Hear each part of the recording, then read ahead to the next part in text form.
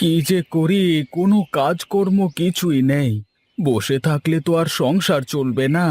কিছু একটা না করতে পারলে তো না খেয়ে থাকা লাগবে।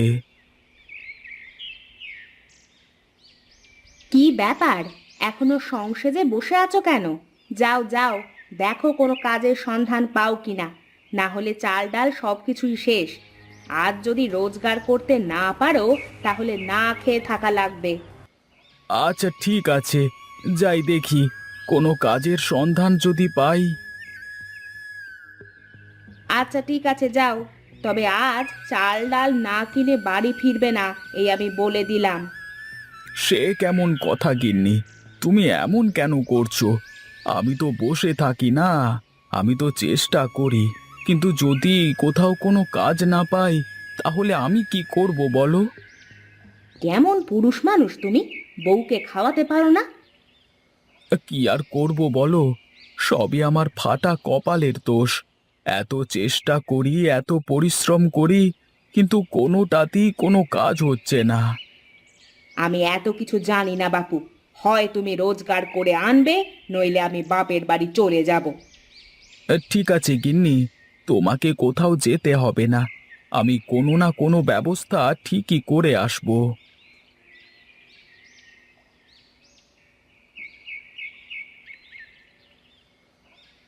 আরে এই গোপাল দাদা, এই চললে কোথায় গো? একটু বাজারের দিকে যাচ্ছি দাদা। আজ অনেক দিন হয়ে গেল, কোনো কাজ নেই। দেখি যদি কোনো কাজের সন্ধান পাই। বাজারে যাচ্ছ কাজের সন্ধানে? তা বাজারে কি কাজের সন্ধান পাওয়া যায় নাকি? আমার সাথে চলো, আমি তোমাকে কাজ দেব। সারাদিন কাজ করবে, দিন শেষে 300 টাকা পাবে। চলো তো। হ্যাঁ হ্যাঁ, চলবে বই কি, একদম দৌড়াবে। আচ্ছা ঠিক আছে, চলো আমার সাথে। আমি তোমাকে কাজে নিয়ে যাচ্ছি। তুমি চাইলে প্রতিদিন আমার সাথে কাজে যেতে পারবে।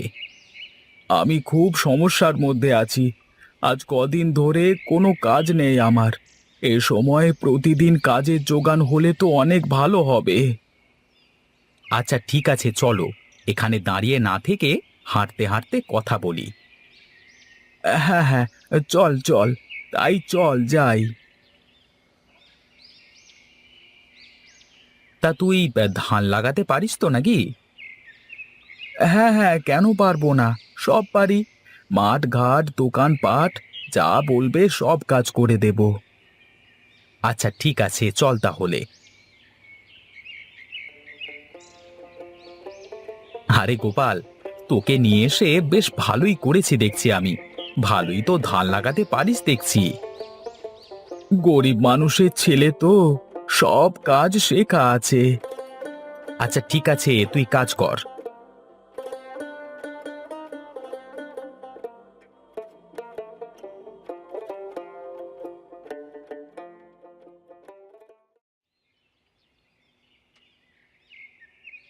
কি ব্যাপার নগেন, ধানের জমিতে গিয়েছিলিস নাকি তুই? কতজন লোক কাজ করতে এসেছে আজকে? হ্যাঁ জি মালিক, এই সকাল থেকে ধানের ক্ষেতের দিকে যায়নি। কি অবস্থা তার তো কোনো খোঁজ খবর পাইনি। অনেক দিন হয়ে গেল ধান ক্ষেতের কাছে যাওয়া হয় না। চল তো গিয়ে দেখি কি অবস্থা। এখন যে আর কি হবে, দুপুর হয়ে গেল, মাঠে এখন কড়া রোদ। এর মধ্যে যাওয়ার কোনো দরকার নেই। একটু পরে তো এমনিতেই শ্রমিকদের হাজিরা দিতে হবে। আচ্ছা বেশ, তাই হবে। তাহলে একটা কাজ কর তুই, বাড়ি যাবার পথে একবার দেখে যাবি যে কতগুলো লোক কাজ করছে, কেমন?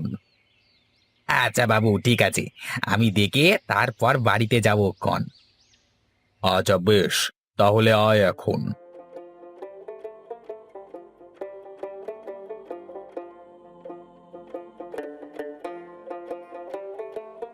কিরে, তোরা আজকে কতজন লোক এসেছিস? আগে আমরা আজকে 4 জন এসেছি বাবু।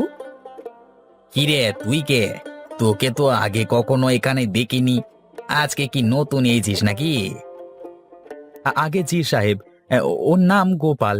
আমি নিয়ে এসেছি ওকে কাজে। আজকে লোক কম ছিল তো, তাই আর কি ওকে নিয়ে আসলাম। ও অনেক ভালো ধান লাগাতে পারে।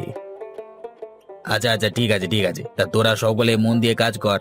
আজকে সন্ধ্যায় জমিদার বাবু নিজে এসে তোদের টাকা দিয়ে যাবেন আর জমি পরিদর্শন করবেন, ঠিক আছে?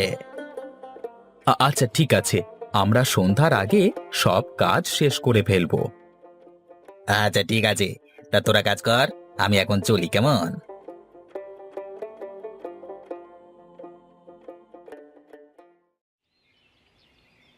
তাহলে তোরা আজ কজন কাজ করছিস? আগে জমিদার বাবু, আমরা আজকে 4 জন কাজ করছি। তা তোদের কি পুরোপুরি ধান লাগানো হয়ে গেছে নাকি? হ্যাঁ জমিদার বাবু, আমরা সব কাজ করে ফেলেছি। আচ্ছা, এই নে, তোদের হাজিরা নিয়ে যা এক এক করে।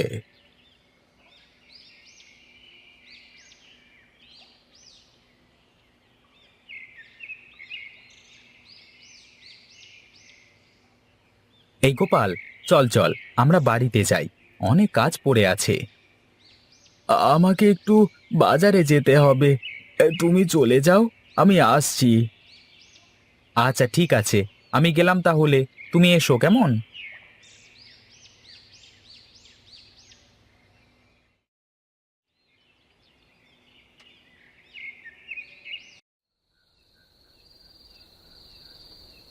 আরে এ কি, বাজারে তো দেখছি কেউ নেই।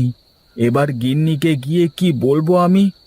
যাই হোক, টাকা আছে তো, গিন্নির হাতে দিলে গিন্নি খুশি হয়ে যাবে। যাই যাই, বাড়িতে যাই।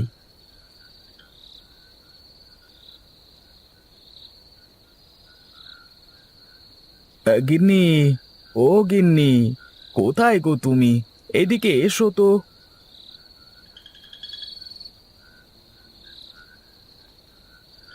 যাক বাবা, ভালোই হয়েছে, গিন্নি দেখছি ঘুমিয়েছে।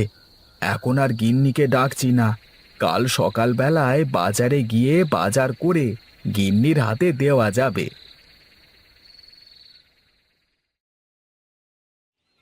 এই গোপাল, গোপাল, এদিকে আয়, আয় তাড়াতাড়ি এদিকে আয় বলছি। আরে জমিদার বাবু আপনি?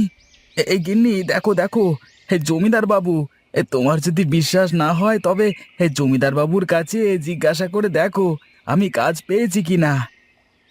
আচ্ছা হয়েছে হয়েছে, বুঝেছি তুমি কাজ পেয়ে গেছো। এখন জমিদার বাবু কেন এসেছে তাই শোনো আগে। হ্যাঁ, তা জমিদার বাবু আমার কাছে কি দরকারে আসলেন? আমাকে খবর দিলে আমি নিজেই চলে যেতাম। তোর বাবা আমাকে আজ থেকে অনেক বছর আগে তোর এই বাড়িটা আমার কাছে বন্ধক রেখে অনেক টাকা ধার নিয়েছিলেন। এই কাগজে সব লেখা আছে। মানে, আপনি এসব কি বলছেন? আমি তো কিছুই বুঝতে পারছি না জমিদার বাবু। তুই বুঝিস বা নাই বুঝিস, সেসব দিয়ে আমার কাজ নেই। তুই কালকে বাড়িটা খালি করে দিবি, কেমন? বাবু, আমি তো এসব কিছুই জানতাম না, আমাকে কিছুটা সময় দিন, আমি সব টাকা পরিশোধ করে দেব। ঠিক আছে, আমি তোকে 3 মাস সময় দিলাম। এর মধ্যে যদি সব টাকা পরিশোধ করতে পারিস তবে বাড়িটা তোর, কিন্তু কালকে বাড়ি খালি করে দিবি। আগে জমিদার বাবু, যদি বাড়িটা খালি করে দিই তাহলে আমি থাকবো কোথায়? আপনি আমাকে দয়া করে বাড়িতে থাকতে দিন। আচ্ছা ঠিক আছে, আমি তোকে শুধু তোর ঘরেই থাকতে দিলাম, কিন্তু মনে রাখিস তুই শুধু তোর ঘরটা ব্যবহার করতে পারবি, অন্য কিছু ব্যবহার করতে পারবি না। মনে থাকে যেন, আমি 3 মাস পর আবার আসবো।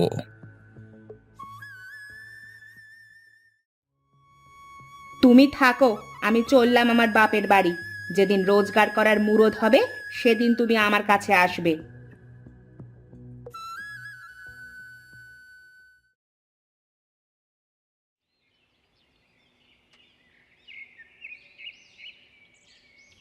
বাবা, আমাকে কিছু টাকা দিবে? আমার কিছু টাকার খুব দরকার। টাকা? কিন্তু আমার কাছে তো টাকা বলতে শুধু 300 টাকা আছে। আমার 300 টাকা হলেই হয়ে যাবে বাবা। আচ্ছা ঠিক আছে, আপনি দাঁড়ান, আমি টাকা নিয়ে আসি।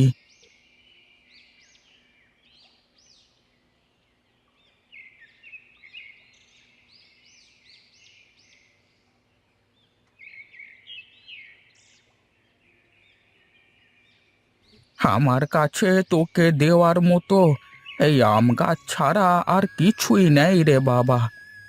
এই নে, এই গাছটা তোর ভাগ্য বদল করে দেবে। আরে, আমি এই আম চারা কোথায় লাগাবো?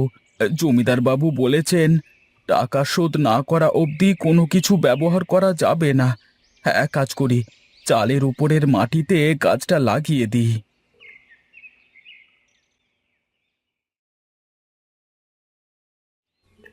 আরে বাস, এ তো দেখি অনেক আম ধরেছে আম গাছে।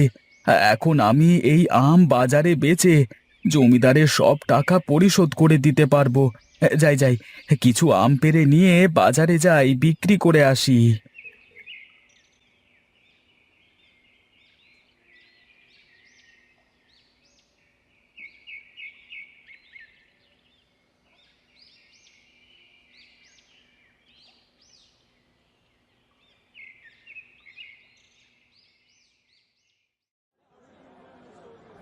খেয়ে যান, খেয়ে যান, মিষ্টি মিষ্টি আম খেয়ে যান।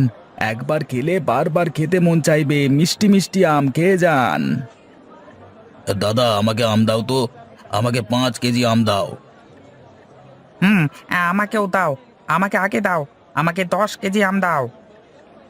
আহা, থাম থাম, আমি সবাইকে আম দেব, একটু থামো তোমরা।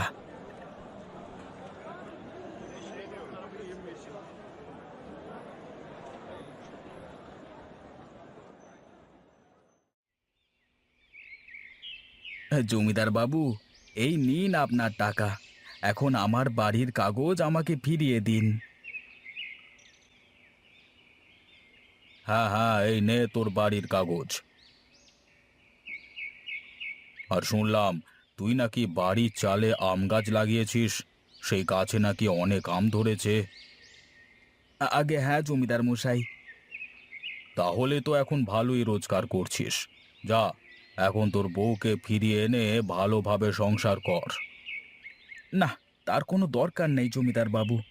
যে আমার খারাপ সময়ে পাশে থাকে না, এমন মানুষ দিয়ে আমি কি করব?